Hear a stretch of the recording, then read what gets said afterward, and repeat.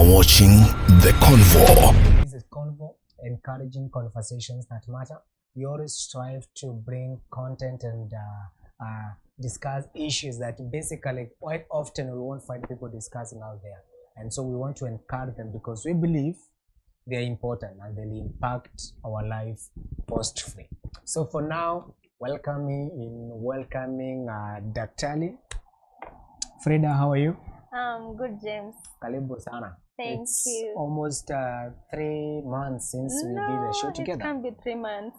2 months. I think the so. last show we did together was in December. Yeah, it was in December 2020. Yeah, it's been a while, Yes, but I'm so glad to be back. Karibu sana. Yeah, I'm looking forward to this conversation on perception. Yeah. Yes. It's amazing. And wow, we'll see what happens. I hope you guys have, shared with your friends.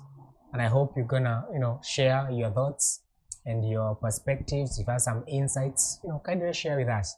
If you're watching this from YouTube, kindly remember to subscribe and hit that bell there so you can be notified every time we upload a new content. And we appreciate you. The last few weeks we've been having different conversations, and it's amazing the kind of feedback we are getting, and we want to tell you we appreciate your support and everything that you're doing. So Frida, how has your week been? My week has been awesome. Okay. And let me just say my month has been awesome. Yes. After doing the blogs about mental health, the kind of feedback we've been getting is amazing. Yes. Yeah, and I think I'm just glad the month is almost over. Yeah, and I'm glad that it's finally weekend. So so we can relax a bit. We've been busy. Yeah. Amazing. Good. So when I was thinking about today's topic, yes, perception, it's deep. I tried to even do some quite more research on perception. Yes. And I realized how deep it is. Yeah. And I know you've come across a statement that says, and the first impression is the lasting impression. Yeah. And why it's the lasting impression is because of perception. The first time I perceive you, that's how I always look you. Yeah. And so I don't know, we can start by maybe telling our viewer what perception is. Yeah, I think just in simpler terms, I know we have maybe, as you're saying, deeper ways to explain what perception is. We can even go to the neuroscience of all that. But for now, because we are doing contemporary Christian living, I think it's only fair we be simple.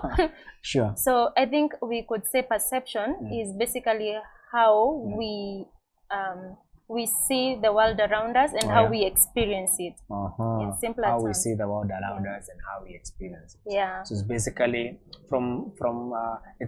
it's how we get the information. Yes. About our environment. Yes. And so the basic science in primary school, or I think it's primary school. Yes. We're taught about senses, 5 senses. The 5 senses. And there's another one called common sense.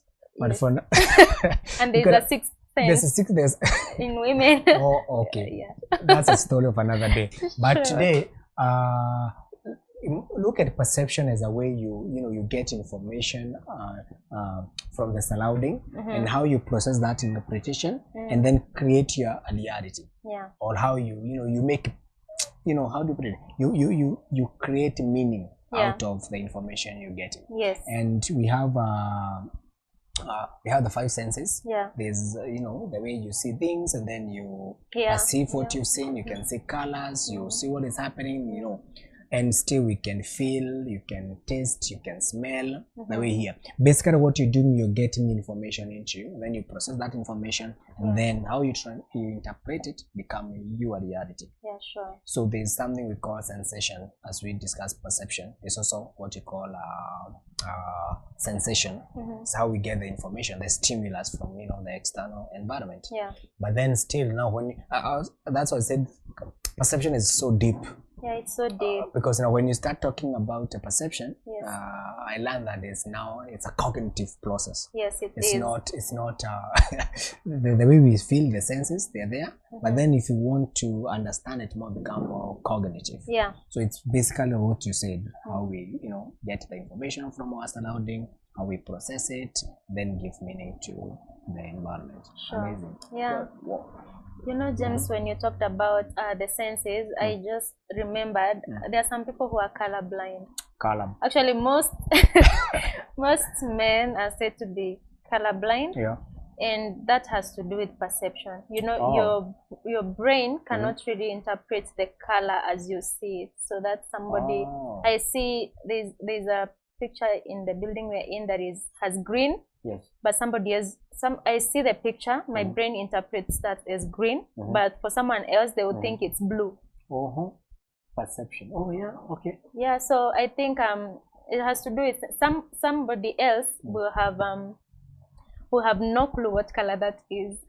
So I think perception is very wide and also very deep. Yeah. But I think now we should come back to how does it affect our lives. And that's why we thought this conversation is important. Yeah. How does perception, affect our day-to-day life, and how can we, enhance our own perception? Yes. And Frida, I don't know, maybe you can tell us, why do you think perception is important in our lives? Well, I think perception is important because the way you perceive the environment around you dictates how you live and how you respond to issues. Yeah. Even when it comes to things like conflicts. Yes. The way someone perceives, your perception of someone. Yes. For example, if you're having a conflict with someone or an argument with someone, yes, the way you perceive them as a person dictates how you respond to the argument or misunderstanding. Yes. So that if you think this person is a mean person, if that's how your brain has conditioned itself to think about that person, your reaction, you react as though you're reacting to a mean person. You get? So I think basically our environment, we are all in the same environment, but we perceive things differently. So that if I saw, God forbid, if I saw a rat in where we are, I'll jump. We're in the same place with you, but then you will become. That has to do with perception, because my brain perceives it as a threat, but your brain perceives it as, a non-issue. It's a small animal that doesn't hurt. Yes. You see? So that has to do with perception.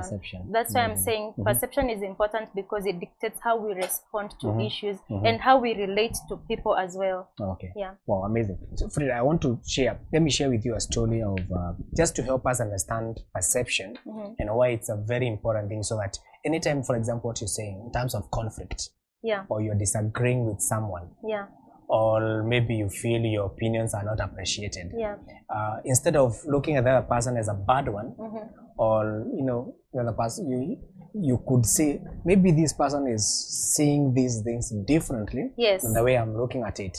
And I want to give you a story. It's a story. It's a digit, actually. The story given by Kina Plato. Those guys, Yes. And it's kind of it's some 6 blind men. They can't see.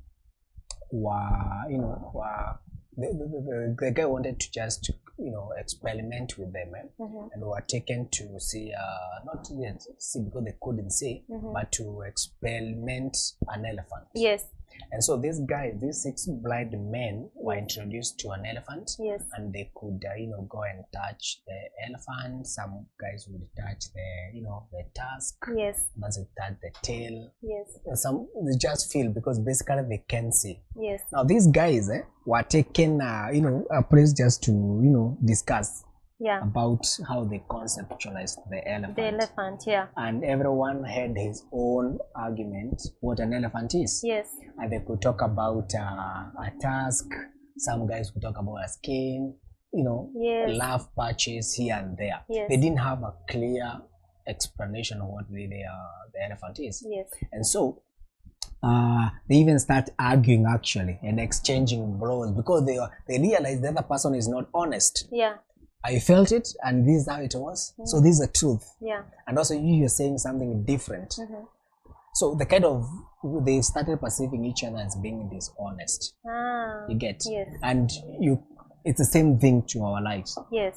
You hear a story, and instead of getting the whole big picture about the story, you only have the half truth. Because basically, like I can lead that bit what they're saying here. The moral of the story is that humans have a tendency to claim absolute truth based on their limited subjective experience. You know, this guy's on the head, he was just able to touch one bit of the elephant. He didn't have a full picture of what an elephant is. And they say, and as they ignore other people's limited subjective experiences, which may be equally true. This guy was talking about a task. It's true, the elephant has a task. The other guy talking about big ears, they still have some truth about it, but it's only limited to what they're able to see. And it tells us basically, and that's how we perceive information.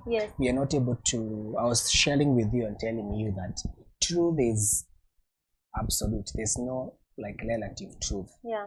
Like you can say this is half the truth, and there's no half truths. It can only be a whole thing. Get? But what you usually have basically, for example, the famous word moshene, it's only a bit of information you get that you have. And you know, in this there's something they say very clearly, and I want to read it. Actually, if we knew the whole elephant is out there, shouldn't these drive us to open our eyes wider and seek every opportunity to experiment more of it? Get? You know, if we knew that actually not just this year, not that this task is a huge bit of, you know, we could go, for me, I would go and start searching this truth other than relying on these bits of half truths. I think that's why you hear people say you need to hear the other person's side of the story. When you know, when two people are arguing and one comes to you and you listen to them, if you stop at that, you're likely to also condemn the one who is likely the offender. But when you listen to, you know, when you listen to the other person's story, now you have their perspective and you have this other person's perspective. So you're able to know, where is this one coming from? Where is this one coming from? So that's, I think that's the same thing, you know, as the story you're giving about the elephant. Someone touched an ear. And the other one touched the task. So they think the one who touched the ear thinks the one who touched the task is lying. And the other one is dishonest. So, but it's because the one who touched the ear has not touched the task, so they have no idea it exists. And you see, now the question is, would you fight with that? Who holds the truth? Is it the person who is saying the ear, someone who is saying the task, the one who touches the legs? Who is talking the truth? All of them have bits of truths. And then they say it would be wiser if we knew the elephant is out there, we go and experience the whole of it, rather than the bits of it. Now, Frida, now maybe you can bring closer, because we're talking about Christian, contemporary Christian living. We can now look at in the scriptures. Is there some place where maybe someone perceived something wrongly or didn't have a clear understanding of maybe a matter or something like that? I think there are very, very many stories, and the one that came to my mind when you're reading, when you're telling the story about the elephant and the blind man, was one that is so common in our circles, about Jesus and the disciples. At one time, Jesus asked his disciples, "Who do men say that I am?" And the disciples told Jesus, "Some say that you're Elijah, others say that you're John the Baptist, others say that you're one of the prophets," you know. And that also has to do with perception, because all these people, the ones that were saying that Jesus was Elijah, had seen some attributes that made them think that Jesus was Elijah. The ones that were seeing Jesus as John the Baptist, I don't know where those ones fall into, because John the Baptist was still alive in the days of Jesus, you know. But then Jesus goes on to ask them, "But who do you say that I am?" You know. So, and that's where Peter Peter says, you are the Christ, the Son of the living God. And then Jesus goes on to tell him, flesh and blood has not revealed this to you.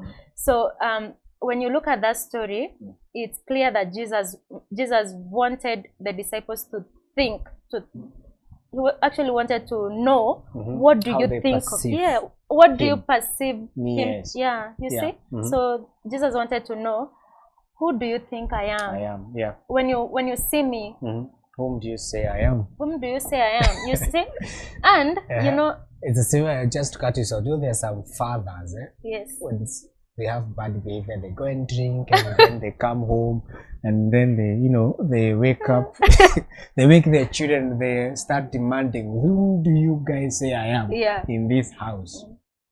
What he's trying to do is to get, how do you guys perceive me? Who am I to you guys? So James, I've just remembered that kind of a story where the father asked, whose home is this? And it's clear it's his. It's his. Nobody is anyway. So when we talk about perception, there's a famous theologist, I keep forgetting his name, but when I remember it, I'll say it. He said that the most important thing about any person is what they think about God. So the most important thing about you is how you perceive God. There's a verse in Psalms 34 that says, taste and see that the Lord is good. That taste and see is translated for perceive. Perceive that the Lord is good. What it means is understand. Don't just look. Understand that the Lord is good. Make up your mind that the Lord is good. So that that theologist was explaining and saying that those people who perceive God as gracious are able to extend the same grace to others. Those people who see God as a mean God is, they're able to, they also mean.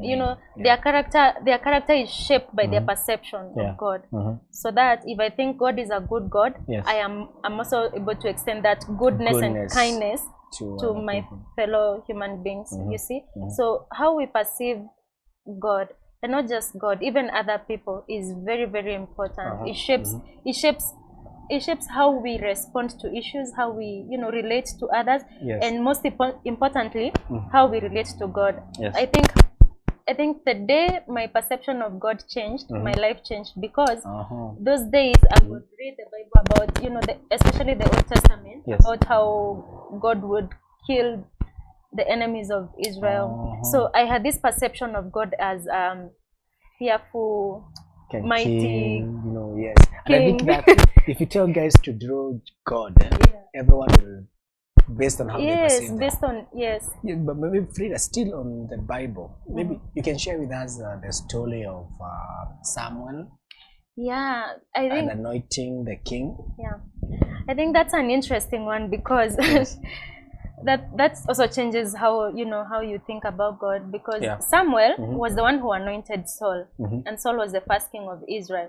And somewhere in the Bible, when Samuel is anointing Saul, we see the Bible describes Saul. It describes him even in his stature, like he was his height, he was handsome and all those things. So Samuel had this experience of anointing Saul, had created a picture in his mind about how a king is supposed to look like, how a king is supposed to behave, their stature, their height, their complexion and all that. So when God tells him, go to the house of Jesse and anoint a king for me, he goes into the house, and when he sees the firstborn of Jesse, he makes up his mind, this is the next king of Israel. And then he goes to anoint him, but God says, do not. Because I do not look at things the way people look at them. Actually, that is in 1 Samuel 16. I wish I could read. Let me read. So 1 Samuel 16 verse 6. When they arrived, Samuel saw Eliab and thought, surely the Lord's anointed stands here before the Lord. Surely. He was certain. He was so confident that this is the man. Yes. And then verse 7. But the Lord said to Samuel, do not consider his appearance or his height, for I have rejected him. The Lord does not look at things people look at. People look at the outward appearance, but the Lord looks at the heart. That's, man, that even you're explaining. it's how we perceive things. Yeah. And how we look at things is different from the way God looks at them from that statement. Yeah. And someone was making a mistake. Yeah. I think in his mind, Yeah. he had this picture who a king should be and Yes. should look like. Yeah, he knew. Should be a big man with Even a height. stature, with all these kind of things, and that's how he made the mistake. I think that's self-explanatory. It is. But still opens our eyes. Yeah, James, what I learned from this story is, and I think Pastor Jeff has mentioned to me this once or twice, perception informs your attitude. Definitely. You see, the attitude Samuel had towards Eliab was, this guy's height is perfect for a king. His appearance is perfect for a king. He fits all the qualifications for the next king of Israel, you see? Yeah. So even when he's anointing the rest, he's not even, his mind was, it's like God disorganized his mind, all he was seeing. Now David is even the last born. I think he must have been shot by then because he was, young. And he was even tending sheep, you see? So, when what you believe about a person informs your attitude towards them. What you believe about a person. Yes. What you had, before. How you, basically, we said perception is the information you receive, how you process it, then that becomes your reality. Yes.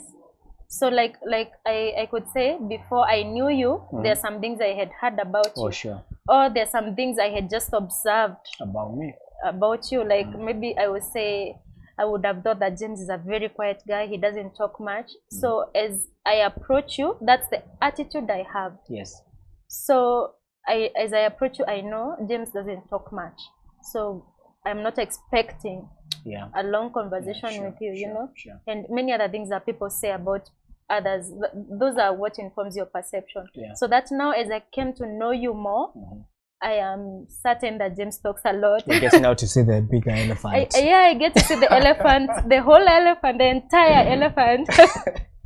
This is interesting. Yeah. It's really, and I think we're getting how perception affects us and how it, it shapes our thoughts. Yeah. Shapes our interactions. Yeah. Shapes our relationships. And actually, I think the key thing here is actually even how we solve conflicts. Exactly. And I think when you understand, we said perception, it's a huge topic. And I was looking at it, it's applied in management. In management, there's something we call, if, for example, there's appraisals. How I have perceived my juniors is what will determine whether I'm going to promote them or not from a boss. I'm looking, there's something we call halo effect. I'm just looking at one attribute of leader. Yes. And I use that particular attribute to whether promote leader or say leader cannot perform. You get? So you got to marketing, that's where it's perfectly used. The advertisements. Yes. All those commercials. Yes. What they're trying to do, they're trying to change our perception. Yes. You get? Yes. How do I perceive a product A? Yes. And how do I make my product more superior than the other product, the competition products? Perception. So you have to create commercials, adverts everywhere to shape people's perception.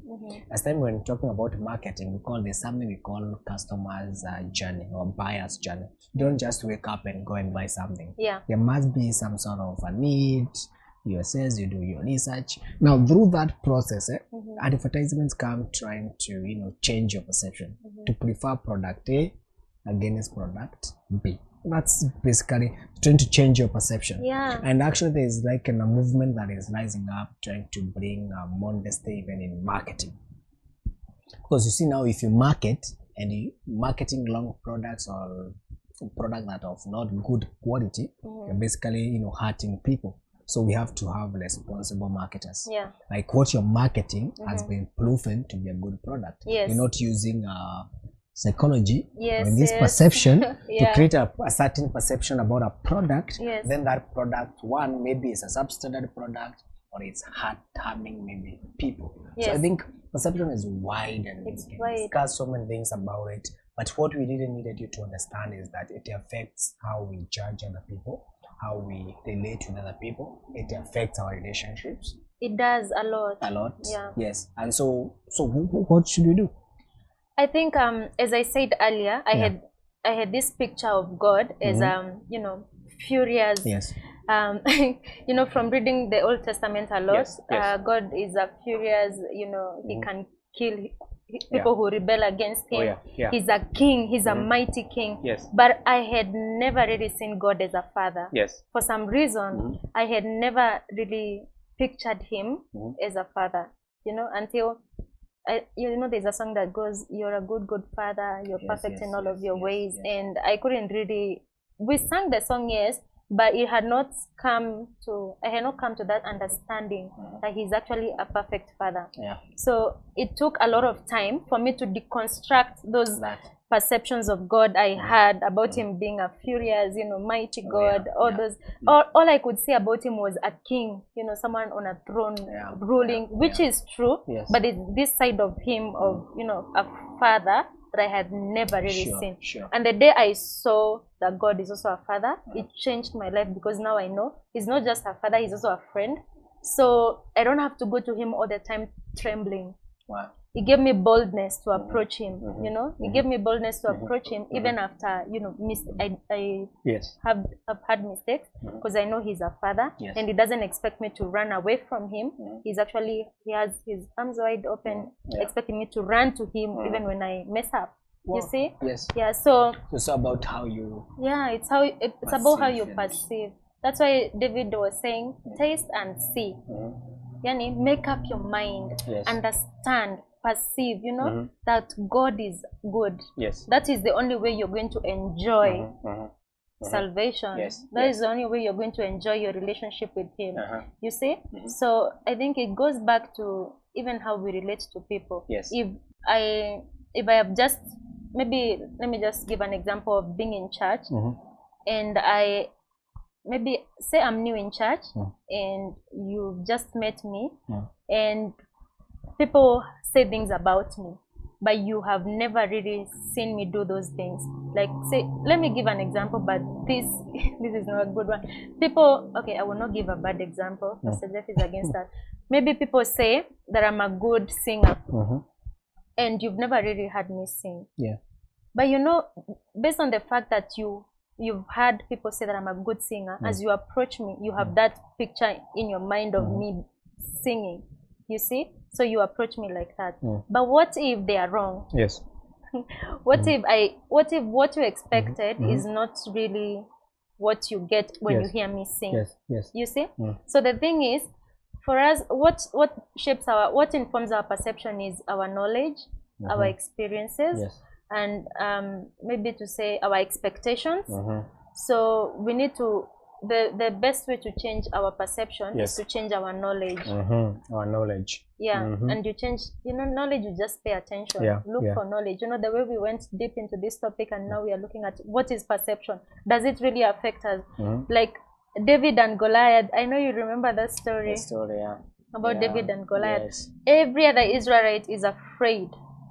You know, that's just to say that perception is also informed by our experiences. Every other Israelite is terrified. Even the king is terrified by these huge giants. But then David has had some experiences when he was tending the sheep with the lion and the bear. He had experiences with them, and that shaped how he perceived things. And when he said such a danger, he knew, yes, this is a danger.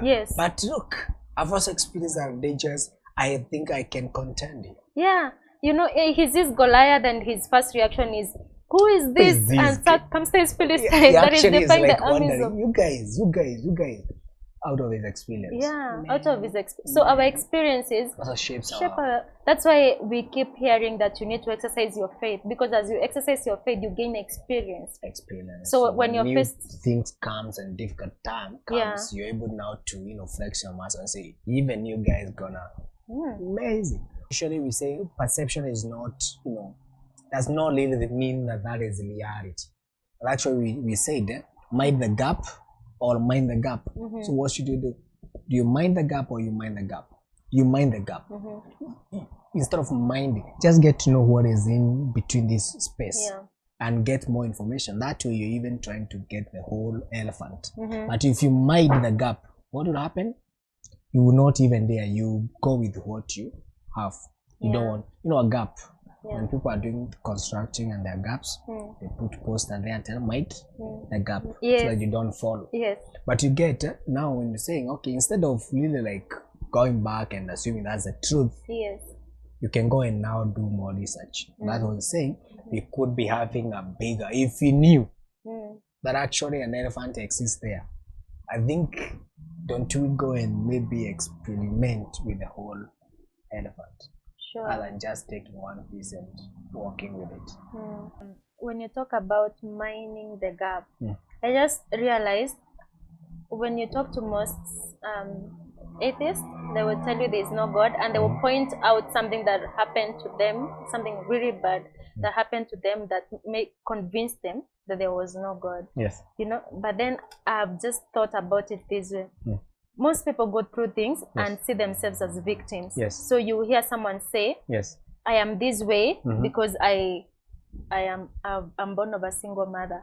I am this way because I was abused as a little girl. I am this way. I am insecure because maybe I didn't have a present father. My father wasn't, But there are people who go through the same thing but view themselves as survivors.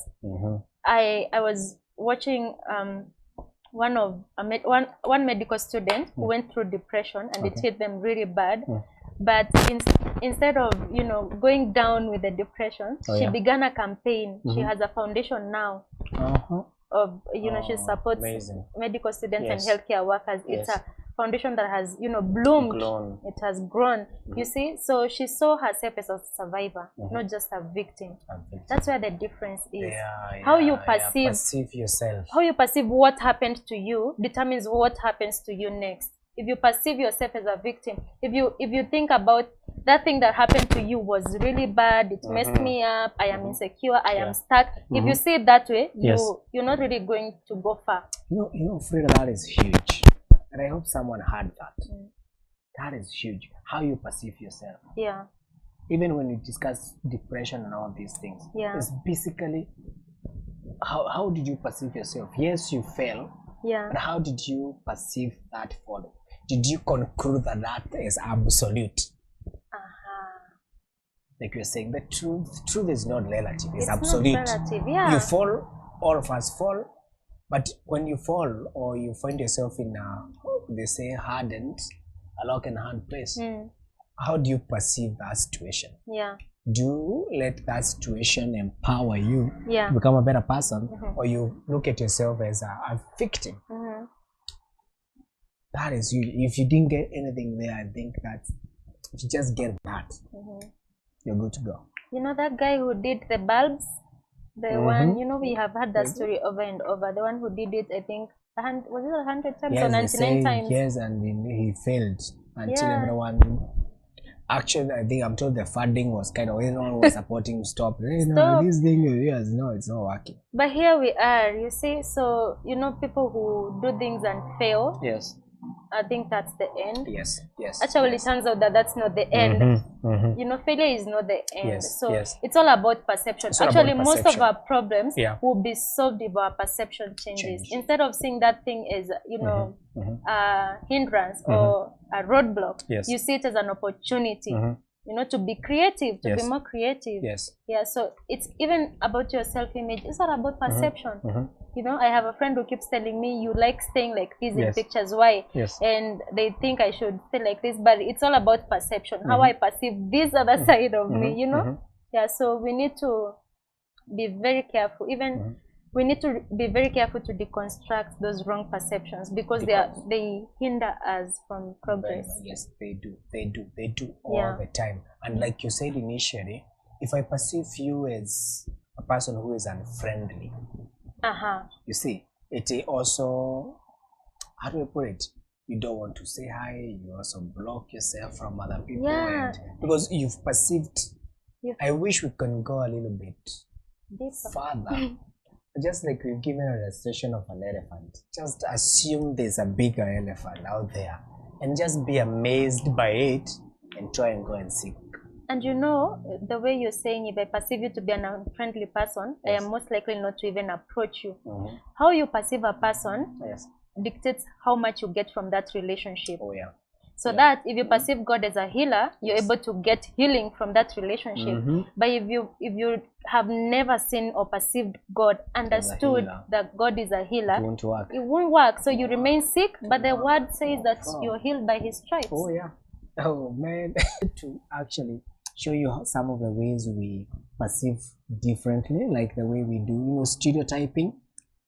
You judge me based on the group I am or where I come from. The way we say guys from Meru are very hot-tempered. I might meet someone who is not hot-tempered, but because this person comes from that place, he's hot-tempered.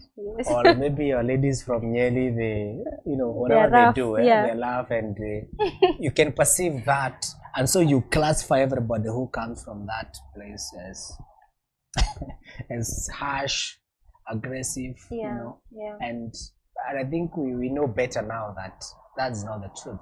It's not the truth. We have to be willing to go that extra mile, even in our relationships, especially when there's conflict. Go that extra mile and know why. As you told me some time back, we were having a discussion, and you told me, now I understand why this guy behaves like this. I didn't understand him. He used to piss you off a lot. But now that you understand why he does what he does, even your reaction towards him when he does it is better now. You're able to, you approach him from a place of understanding. The way he perceives things and the way you perceive things are different, and you're able to understand that. So you're able to avoid that conflict from happening again. Amazing. Wow. And something else, just before, you might assume, this is I don't know how to put this. Sometimes, maybe if I'm honest myself, people have the tendency to think that other people are also honest. Because I'm honest, I perceive everyone as honest. Interesting. All trustworthy, and then I perceive other people as honest. Still, that's something that you also need to really look at. So don't just perceive, other people as honest, and it happens. You find out that the nicest people are the one who get conned. Yes, because if someone texts me and they really need, and I know maybe I've experienced, like what they're saying, experiences that you can be in a problem, and then someone texts me a very nice text message. I could be tempted to also offer, maybe I'm being conned. So it requires you to be able to manage your perceptions. Wow. A black car, check if you, or you said a blue car. If you see a blue car, check if actually it's a blue car, or maybe you could be colorblind, right? It could be all. It's important you do a close check. I believe, so that you're also not distorted, you're not distorting information. And we say there are so many things that affect our perception, the experiences, knowledge. If you've been hurt, become hard to trust again. You still your knowledge, your skill, your motivations to affect how you perceive things, your beliefs, plus also even where you are, in terms time, location, all those factors affect how you perceive things. So that is this is contemporary Christian living, and today we were discussing perception, and it's a conversation we're gonna advance every fourth, the last Friday of the month. We'll be talking about what you're calling contemporary Christian living. Hapa nje, how do we interact, how do we survive, how do we mingle, how do we do our things? Those are the things that we will be discussing. Contemporary Christian living. Yes. My parting shot would be, when you talked about viewing yourself either as a victim or a survivor. When you view yourself as a victim, you give power to that thing that happened to you to keep haunting you. But when you view yourself as a survivor, you deny it that power. You're saying this happened to me, but I'm not going to let it hold me back. So do not give away your power. It happened. Yes, it happened. But that doesn't mean you should be stuck there. Yeah, so please work on your perception. Sure. Gain more knowledge. Put your faith to work. Yeah. You know, put your faith muscles to work so that they grow, so that your experiences will also shape your perception. Sure. Yeah. Encouraging conversation that matter.